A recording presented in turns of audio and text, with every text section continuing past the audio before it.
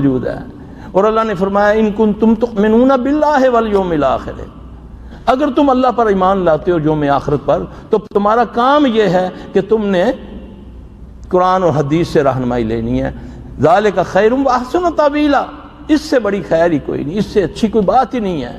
لڑنا ضروری ہے۔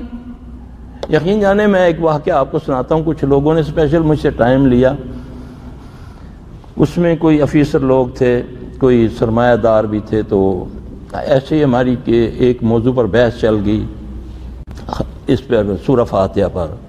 تو ادھر ایک ساتھی بیٹھے ہوئے تھے، کافی بڑا وہ سیاسی لیڈر بھی تھا، اس کے اندر ایک دم ایک جن حاضر ہو کرنا، تو اس نے پہلے سبحان اللہ و بحمدہ، سبحان اللہ، ایسے ہاتھ کھڑے کر کے بولنا شروع ہو گیا۔ ہم چند لوگ بیٹھے ہوئے تھے، تو مجھے یعنی کہ اس نے میری تعریفیں شروع کر دی، تو میں نے اس کو بولا شیطانوں والا کام مت کرو، اللہ کے نبی صلی اللہ علیہ وسلم نے منع فرمایا کسی کی منہ پر تعریف کرنی۔ تم مجھے سلفی شیطان کہتے ہو، میں تو فلاں ولی ہوں، فلاں ہوں، فلاں۔ میں نے بولا یار اس کو چھوڑو۔ کہتا یار ایسا کرتے ہیں، ابھی میں تمہاری باتیں سن رہا تھا کہ تم کیا یہ سورہ فاتحہ پر بحث ہو رہی تھی، تو میں ٹھٹھا کے قبرستان میں ہوتا ہوں، وہاں پر صحابہ جن بھی میرے ساتھ ہوتے ہیں، تو میں وہاں سے صحابی جنوں کو بلا لیتا ہوں، تو ان سے پوچھ لیتے ہیں کہ یہ نبی صلی اللہ علیہ وسلم نے سورہ فاتحہ کے بارے میں کیا حکم فرمایا۔ تو یقین جانے میں نے اس کے سامنے یہ آیتیں پڑھی، میں نے بولا ابے الو کے گڈو، مجھے یہ بتا، اللہ نے تو فرمایا جب تم میں اختلاف آ جائے تو تم کیا کرو، قرآن و حدیث سے رہنمائی فرماؤ، لے لو۔ تو یہ کہاں لکھا ہے کہ جنوں کو بلا کر ان سے پوچھ لو؟ یقین جانے اللہ نے اس کو لاجواب کر دیا، بالکل ٹھپا ہو گیا وہ۔ کوئی طریقہ نہیں ہے تیسرا، کوئی طریقہ تیسرا نہیں ہے، صرف قرآن و حدیث ہے۔ جب کوئی اختلاف آ جائے آپ اس سے رہنمائی لیں، اگر آپ کی نیت صاف ہے، کوئی ضد نہیں ہے، اخلاص ہے، تو اللہ ضرور آپ کی رہنمائی فرمائیں گے۔ اگر آپ کے دل میں کسی کو نیچا دکھانا ہے تو یاد رکھیں جس نے اس نیت سے قرآن کو بھی سیکھا، جس نے اس نیت سے حدیث کو بھی سیکھا کہ میں فلاں کو نیچا دکھاؤں گا، تو اس کو کچھ نہیں ملے گا۔ صرف اللہ، اس کی رضا، عبادات صرف خالص اللہ کے لیے ہونی چاہیے، دعوت خالص اللہ کے لیے ہونی چاہیے۔